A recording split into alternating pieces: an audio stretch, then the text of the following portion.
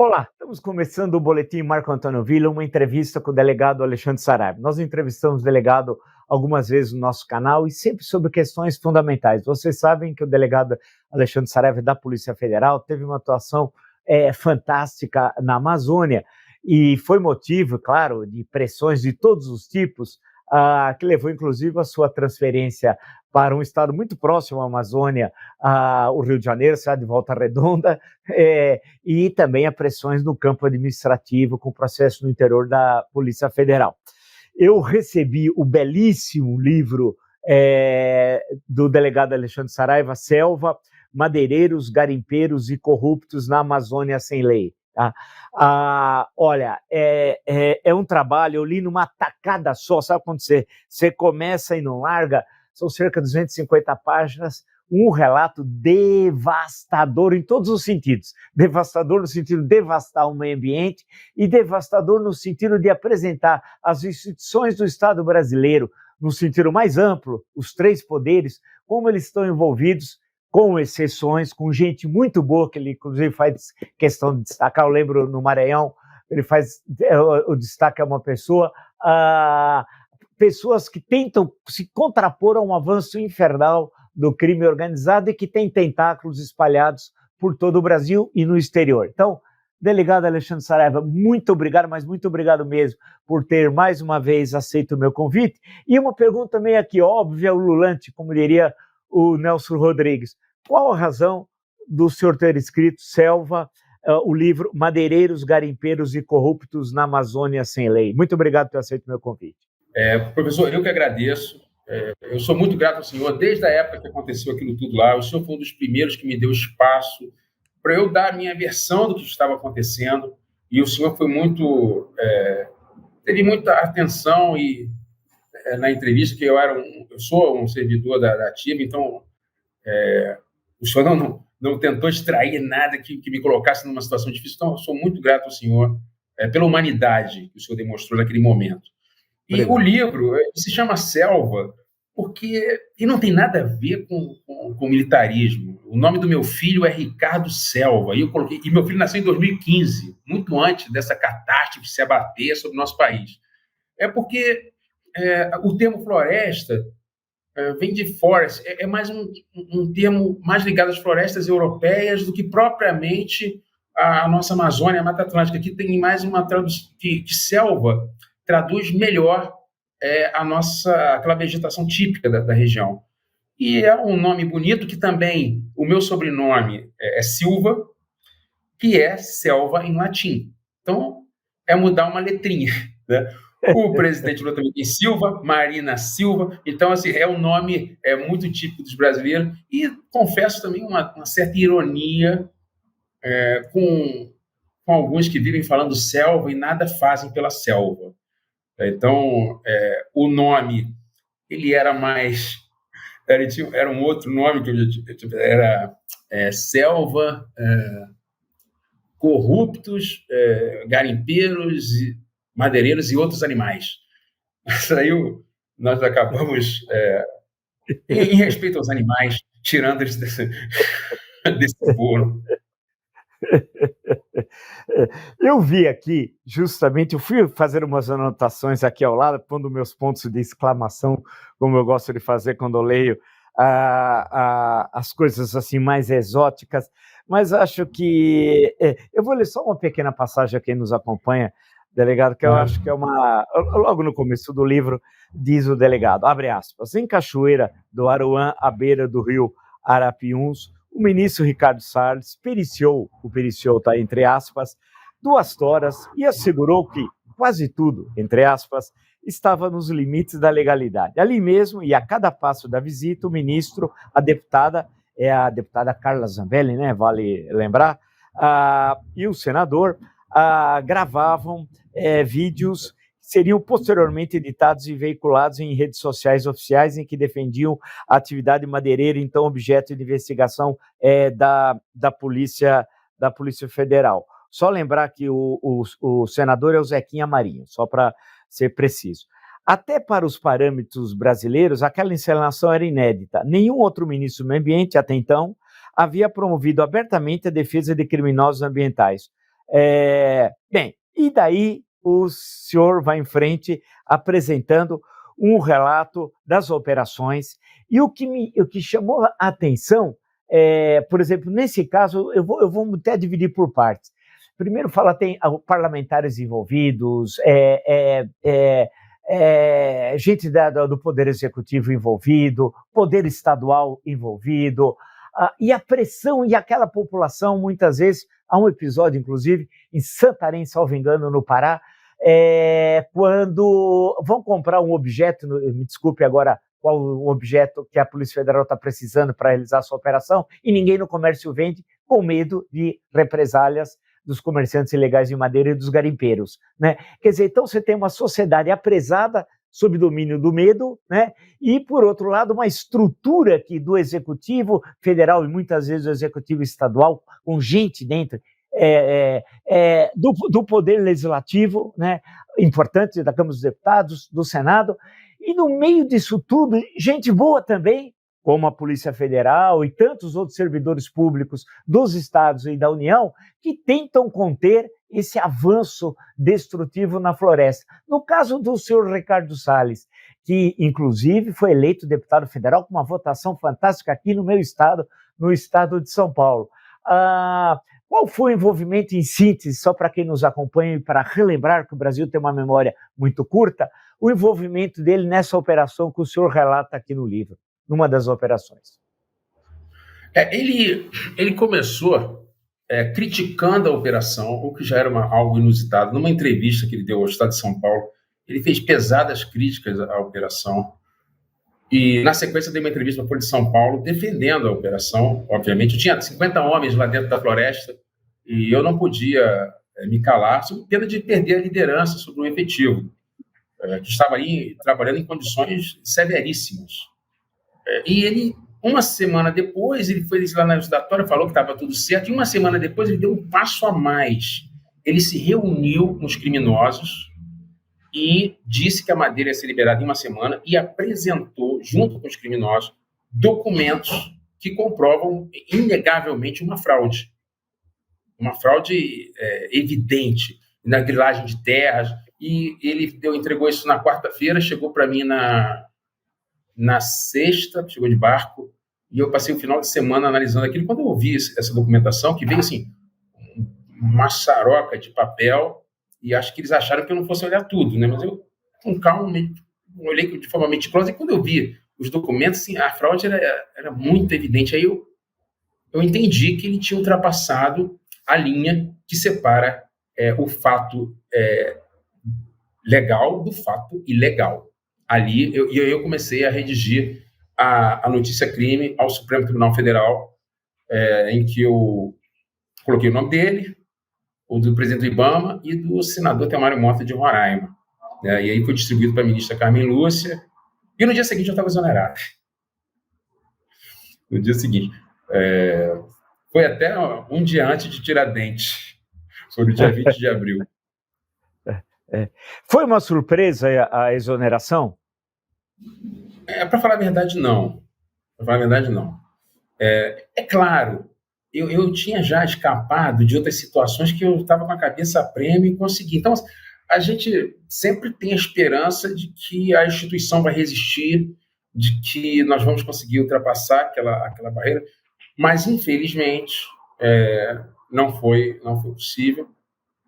Houve uma mudança na direção geral, e o diretor-geral que entrou, um cara completamente alinhado ao bolsonarismo, e que causou danos terríveis à instituição, e eu fui exonerado. Eu e outros, né? Eu e vários outros. Eu fui o primeiro, mas depois o outro delegado, o Franco Perazzoni, que fazia uma outra operação, por coincidência, contra o Ricardo Salles também, em Brasília, aí já da exportação, e que eu aprendi a madeira, e o Perazzoni estava investigando a exportação ilegal. E por assim, coisa divina, porque estavam questionando a operação e dizendo, não, isso aí é o Saraiva, sabe como é que ele é ambientalista. Aí quando veio a operação do Perazzoni, eu falei, será que todo mundo está louco? Será que todo mundo está... E aí, mais provas, e aí ele caiu.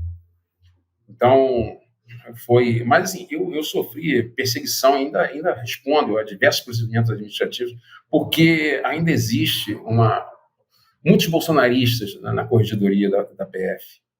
E esse povo não me dá sossego. Isso que eu acho uma coisa realmente inacreditável. 6 meses de novo governo, isso teria de já ter sido resolvido dia muito, né? É algo assim intolerável e inaceitável.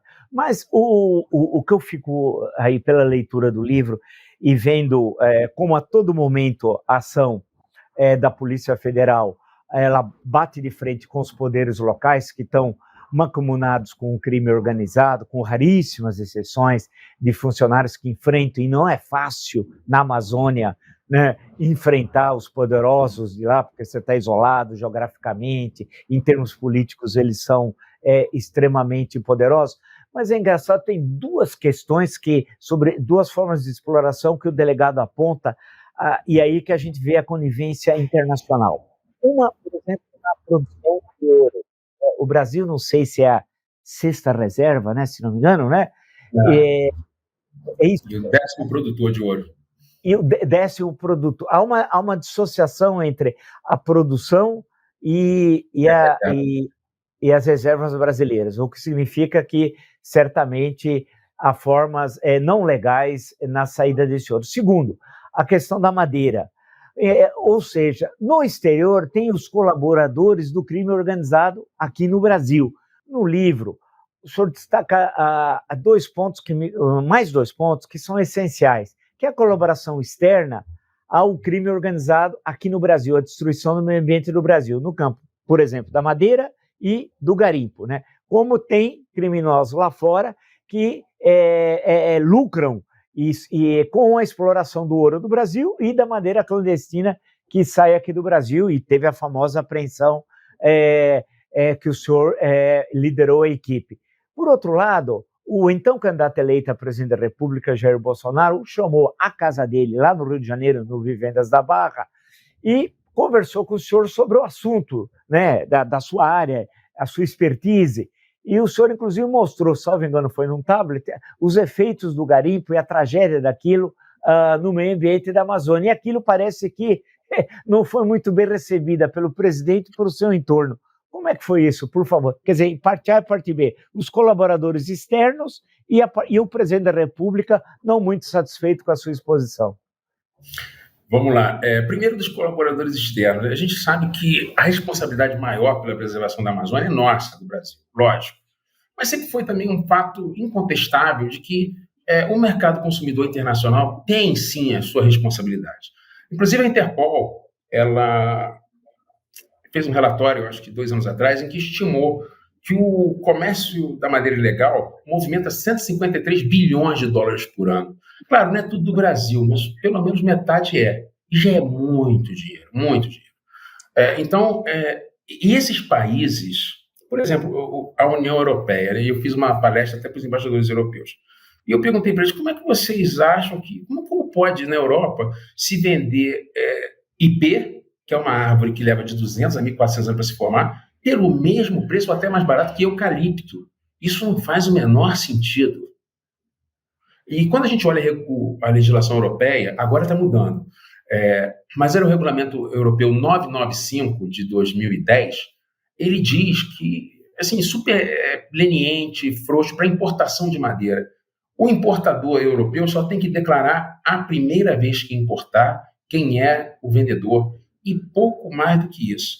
Quando a gente compara com a legislação europeia, por exemplo, o regulamento europeu 1760, que trata da importação de carne, aí nós temos 300 artigos, a palavra rotulagem escrita 35 vezes, o boi tem que ter passaporte para entrar na Europa, é um rigor terrível. Então, assim, eles estão mais preocupados com o boi do que com as árvores, e é de se esperar que quem queira preservar a Amazônia esteja preocupado com as árvores da Amazônia, porque não existe Amazônia sem árvore. E eu perguntei isso para os embaixadores, e ele não tem resposta. A verdade é que a nossa madeira entra na Europa como insumo para a economia europeia, ao passo que nossos produtos agropecuários entram como concorrência. Eu aqui não estou defendendo o agronegócio, não. Eu acho que eles merecem, porque eles apoiam os madeireiros, então eles merecem todas essas restrições. Eu não quero que acabe as restrições ao agronegócio. Eu quero que se tenha restrições do mesmo nível para a madeira. Porque hoje a grande mola do desmatamento é a madeira, porque a madeira subiu muito, o preço da madeira subiu muito no mercado internacional, por causa do colapso da produção no Sudeste Asiático, em razão de uma exploração completamente racional, e não suportou, porque não é sustentável. Não é um bem tão renovável assim a madeira. Ela leva de 200 a 1.400 anos para se formar a madeira de lei. E não dá. E uma árvore, ela tem muito mais utilidade para a humanidade como árvore. Às vezes as pessoas dizem, não, tem que desmatar para produzir, que a floresta não está produzindo nada. É um absurdo isso, é uma estupidez, porque aquela árvore ali na floresta, ela presta um serviço para a humanidade muito mais relevante do que se a gente for utilizar a madeira dessa árvore para mesa, para deck, para telhado. Então, assim, eu defendo a moratória da madeira da Amazônia, porque nós temos eucalipto, nós temos pinos, que podem ser plantados em áreas já desmatadas, que vão até captar carbono. Nós não precisamos de usar a madeira nativa. E nós podemos fazer isso. Nós já fizemos. Nós paramos de usar, por exemplo, peles de animais, como vestimenta, de animais silvestres. Nós paramos de usar. Nós paramos, na época, de comprar produtos que continham CFC para proteger a camada de ozônio. Então, assim, eu acredito muito nas pessoas e na conscientização das pessoas, e foi um dos motivos que me levou a escrever o livro, porque eu acho que não é só governo e não é só polícia. A polícia tem que chegar e resolver quando a coisa está escabrosa, e é como apagar um incêndio, mas o prédio vai ser construído por outras pessoas. A polícia é parte da solução. E a polícia, para ser eficiente, ela deve usar a ciência. Quanto mais ciência, menos violência. Quando tem que usar violência, é porque você já fracassou, já errou em muita coisa. Agora, esse convite pelo Bolsonaro lá para ir conversar com ele foi um negócio que me pegou assim, completamente de surpresa. E tem um amigo meu que fala assim que eu sou o homem das coincidências, né? Porque assim, pro bem ou pro mal, acontece cada coisa comigo que é surreal, né? E tinha um pessoal que estava trabalhando na segurança do Bolsonaro, e eles estavam trabalhando porque é a atribuição da Polícia Federal fazer a segurança dos presidenciáveis. Eu, por exemplo, já trabalhei na segurança em 2014 da Marina Silva, eu que coordenava. E nessa equipe, tinham vários policiais que tinham trabalhado comigo na Delegacia de Meio Ambiente no Rio, outros no Maranhão, outros em Roraima, que gostavam de mim. E estavam ali fazendo segurança do Bolsonaro, e um dia ele deixa passar lá, coloquei um monte de ministro militar, falta só meio ambiente, eu queria colocar um policial. E aí, né, falaram meu nome. E um dia eu estou em casa, ele me liga. Esse meu amigo me ligou e falou assim, o presidente ele quer falar contigo, você quer ver? Você é trote desse pessoal. Aí começou a falar, eu falei, não, você está imitando a voz dele, não é possível. Mas aí teve uma entrevista, não, isso é verdade. Aí para ir lá na casa dele, conversar com ele. E aí eu fiquei no seguinte dilema. Se eu não aceitar, vai entrar outro e vai fazer um desastre. Então, eu sabia que ia levar pedrada, mas eu achava que era uma forma de tentar falar para ele a verdade e fazer o cara mudar de ideia. É quase impossível, né? Sabemos disso hoje. Eu não tinha muitas esperanças, né? Mas eu fui.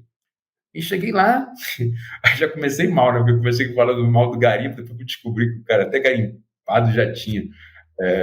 Já comecei com o pé esquerdo. Mas depois eu fui jogando, tentando entrar na mente dele para... Por exemplo, ele falou para mim assim, o que você acha de sair do Acordo de Paris? Eu falei, é péssimo. Porque aquecimento global é uma questão científica. Se o senhor discorda, o senhor tem que fazer, então, chamar uma comissão de notáveis, de cientistas brasileiros, que vão dizer para o senhor se isso é verdade ou mentira. Eu acredito que é verdade. Agora, o senhor fica sabendo o seguinte, se o aquecimento global for verdade, o país que mais vai se beneficiar com isso vai ser a Rússia, a antiga União Soviética, porque a Sibéria, as geleiras da Sibéria vão recuar e ela vai duplicar a área agricultável. Isso vai prejudicar o nosso agronegócio. Aí, sabe? Então eu fui nessa. E ele falou assim, ele achando que eu queria muito ser ministro, eu falei assim, não, mas o mais importante de eu estar aqui com o senhor é poder lhe informar dessas questões que são de suma importância. E como assim, não adiantava falar de amor à natureza, né? Então, assim, eu entrei no mérito do patrimônio. O patrimônio público brasileiro, essas madeiras, essas árvores são patrimônio da União. Elas não podem ser roubadas por uma organização criminosa. É o que está acontecendo.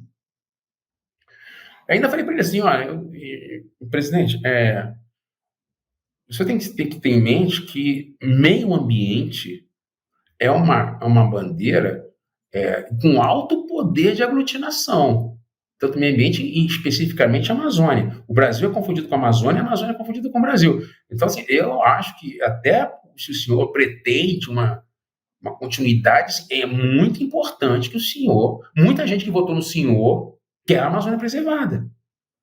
E eu não votei nele, tá? Que diga-se de passagem, e não sou bolsonarista. Eu nunca recebi cargo nenhum no governo Bolsonaro, eu só perdi o que eu tinha. Então, porque, pessoal, cara, cada coisa que saiu, que eu conheci os filhos do Bolsonaro, eu nunca encontrei com eles. Sabe? Isso saiu uma matéria de jornalísticas absurdas. Enfim, aí depois me chamou ainda para live, né, que eu tive que ir, porque era meu chefe, como é que eu não vou? E aí, até um amigo meu falou assim, pô, cara, assim, a sua expressão corporal estava horrível. Desculpa.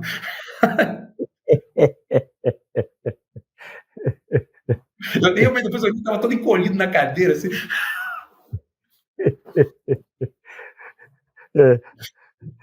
Mas fazer o quê, né? Vem a convocação, é o presidente da República, vem o diretor-geral da Polícia Federal, faz a comunicação, evidentemente que o delegado da Polícia Federal tem que comparecer, né? Isso Eu queria continuar como superintendente no Amazonas, porque eu tinha operações em andamento, inclusive essa dessa grande apreensão. Se eu tivesse caído, não teria feito. Então, assim, Sim. me criticam por uma coisa que, se eu não tivesse feito, não teria feito também o que me elogiam. Então, assim, é um paradoxo. Sim. Não, perfeito. Agora, as suas observações, portanto, e não foram bem recebidas, vamos chamar assim, né? Pelo então candidato eleito, né? E pelas pessoas que lá estavam, né? Eu acho que eu queria passar por um outro ponto, que é a dificuldade dos funcionários. Tem vários relatos, que eu não vou fazer spoiler do livro inteiro, que eu acho indispensável para vocês lerem: o Selva, Madeireiros, Garimpeiros e Corruptos na Amazônia Sem Lei, mas há fatos em que, como você tem até a coação física dele, vir um cara grandão, entrar lá para coagir funcionário, é parlamentar, é o outro que é parente de não sei quem, é senador, é tudo, quer dizer, é como se é duro combater, né, tanta influência nociva ao meio ambiente, e a impressão que dá, não sei se estou errado, delegado, mas é que parece que a sociedade tem um amor meio que platônico pela Amazônia. O que eu estou inventando agora, esse amor platônico? Gosta da Amazônia, fala da Amazônia, assim, à distância, mas ninguém sabe o cotidiano da luta que é para manter a Amazônia, ou que ela não seja tão devastada ou menos devastada do que é. Quer dizer, essa questão da passagem entre uma simpatia, uma mera simpatia, para um processo de ação. Claro que tem acima o governo federal. O senhor acredita duas coisas. Uma, como é que a sociedade pode participar mais ativamente? Dois, é possível imaginar que agora, nesse semestre, já temos quase um semestre de governo, já temos um semestre, algo mudou em relação à ação da Polícia Federal, em especial a questão da defesa do meio ambiente na Amazônia? Vamos lá, eu acho que as pessoas podem fazer muito, sim.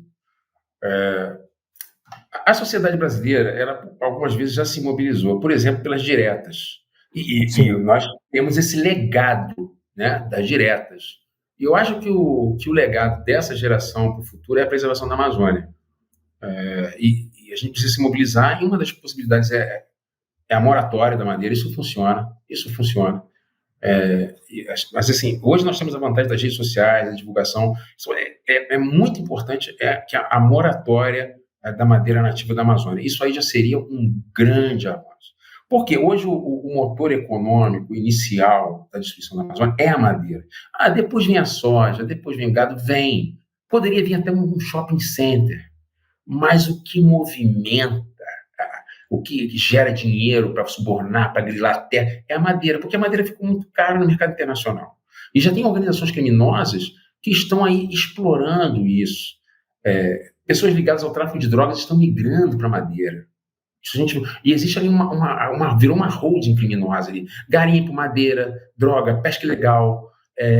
Isso tudo não é trabalho de amadores. O crime ambiental é feito por organização criminosa. Como a máfia italiana também, lá para os anos 30, ela atuou fortemente na questão dos crimes ambientais e atua até hoje. Na cidade de Palermo, por exemplo, as licenças ambientais para construir em áreas ambientalmente relevantes eram concedidas por meio de corrupção, e a máfia estava nisso. Também em áreas de relevante valor histórico, também se autorizava a construção de condomínios e de prédios de alto luxo com base na máfia. Então, assim, a organização criminosa ela não tem preconceito com dinheiro. E esses crimes, assim, que as pessoas têm como crimes menores, como infelizmente o caso do crime ambiental, muita gente pensa como crime menor, mas eu dou o exemplo do jogo do bicho, que é a coisa mais aparentemente inofensiva que o jogo do bicho. E olha o tamanho da organização criminosa que se criou em torno do jogo do bicho, quantas mortes isso já gerou e os problemas para o Rio de Janeiro. Então, eu, como carioca, eu vi, acompanhei a forma como o Estado foi perdendo o controle de amplas áreas do Rio de Janeiro. E hoje a gente está numa situação que a gente não sabe como resolver bem. Ainda temos áreas conflagradas, áreas que o Estado não pode entrar. E o que eu vi na Amazônia, e numa escala muito maior, foi esse avanço da organização criminosa naqueles territórios, e a gente corre daqui a 20 anos ter um Rio de Janeiro negativo da parte de segurança de tamanho continental. E aí como se vai se resolver aquilo? Já existem questões lá que são de dificílima resolução. Por exemplo, nós temos vários laudos dos rios na Terra Yanomami que apontaram 8.600% de mercúrio a mais. Não existe tecnologia no mundo para despoluir água contaminada com mercúrio. Eu acredito que o que aconteceu ali é um dos maiores desastres ambientais da história da humanidade. E as pessoas não têm noção disso. Eu venho falando disso há muito tempo. E no início do mês passado, a Fiocruz soltou um estudo, um artigo, em que apontou que 20% do pescado vendido nas capitais da Amazônia Legal estão contaminados com mercúrio. 1 em cada 5. Só isso gera problemas neurológicos. Para as crianças, então, nem se fala. E na terra indígena Yanomami, é porque o mercúrio não sai da cadeia alimentar. Então, a sociedade tem que se conscientizar. Por exemplo, no caso do garimpo, tudo bem, nem todo ouro é usado para joias, mas o uso do ouro para joias tem muita relevância. Será que a gente precisa de usar ouro? Será que não está na hora da gente pensar no custo ambiental que isso tem? E isso tudo vai diminuir a pressão contra o meio ambiente. Agora, qual foi a outra parte da pergunta que eu me perdi aqui um pouco? E a questão da ação, uma coisa da polícia, né? Isso, ação do poder público. Olha, eu acho que nós estamos num cenário difícil, mas muito melhor. Isso é inegável. Ainda é um cenário muito difícil, mas, por exemplo, na Terra Yanomami, nós tínhamos ali uma emergência ambiental e humanitária. E era esperado e natural que o governo centrasse esforços em resolver aquela situação ali. E nós vimos, mês passado, que zerou o desmatamento e as ações de garimpo na Terra Yanomami pelas imagens de satélite, isso foi verificado. Por outro lado, a Polícia Federal criou uma diretoria de meio ambiente e Amazônia, que antes era uma divisão, que ficava subordinada a uma coordenação que era subordinada a uma diretoria. Agora não, deram um status de diretoria na Polícia Federal, o combate aos crimes ambientais, o que é um tremendo upgrade para a polícia de repressão aos crimes ambientais. Então, eu acho que todos os órgãos, o IBAMA está sendo reconstruído, e a parte de meio ambiente da Polícia Federal também. Então, nós não chegamos nessa situação de hoje da noite para o dia, e não vamos sair do dia para a noite, mas o caminho está sendo trilhado. E eu acredito, sim, que nós vamos ter bons resultados. Eu acho que esse ano ainda vai ser bem difícil, mas acho que para o ano que vem já vamos ter um cenário bem mais animador. Em outras palavras, delegado, para a gente fechar, Alexandre Saraiva, nossa conversa de hoje, que nós tratamos aqui de algumas passagens do belo trabalho Selva, Madeireiros, Garimpeiros e Corruptos na Amazônia Sem Lei, a legislação brasileira, se eu estiver errado, por favor, me corrija, parece que é suficiente para enfrentar esses dilemas tal. Na verdade, eu vou falar uma obviedade. que se fala sempre quando há um problema, falta vontade política. Será que no caso realmente a obviedade está correta? Se tiver vontade política com a estrutura que nós temos, legal, e a estrutura institucional do Estado, a gente consegue enfrentar e vencer ou deixar ele bem pequenininho, o crime organizado na Amazônia? Com certeza. Hoje nós temos a expertise, nós temos a tecnologia, nós temos a logística. Agora, é preciso que as Forças Armadas entrem no circuito com a logística e que o IBAMA seja reforçado, porque o IBAMA é o órgão mais bom. O IBAMA e o ICMBio são os órgãos mais importantes do meio ambiente do Brasil. Então, assim, esse dinheiro, aquela dinheirama toda que se gastou com o GLO para combate ao crime ambiental não rendeu nada, porque não tem especialidade. Tem que dar para o IBAMA, para os servidores do IBAMA, garantias institucionais para eles cumprirem o trabalho deles. E o IBAMA sofre muito, porque, por exemplo, a Polícia Federal tem adicional de fronteira, a Receita Federal tem adicional de fronteira, e o servidor do IBAMA e do CMB não tem adicional de fronteira. E eles estão lá em locais inóspitos. Então, assim, é preciso prestigiar esses servidores, porque são eles que conhecem do riscado. A Polícia Federal tem N atribuições. Uma delas é crime ambiental. E a gente sempre prefere, até onde eu vi, ir para campo com o IBAMA, porque isso dá muito mais segurança jurídica. Então, eu acho que o IBAMA está se reestruturando, nós vamos ter aí bons resultados, mas é preciso tempo para reconstruir, né? Infelizmente, a gente constrói uma casa muito devagar, mas para destruir, 2, 3 dias pode ser destruída. É verdade. Agradeço muito mais uma vez o delegado Alexandre Saraiva, entrevistado aqui no nosso canal. O pessoal do canal gosta muito do delegado Saraiva. Esse trabalho que eu li, realmente, tem até o Marcos do Show aqui que fez a 4ª capa,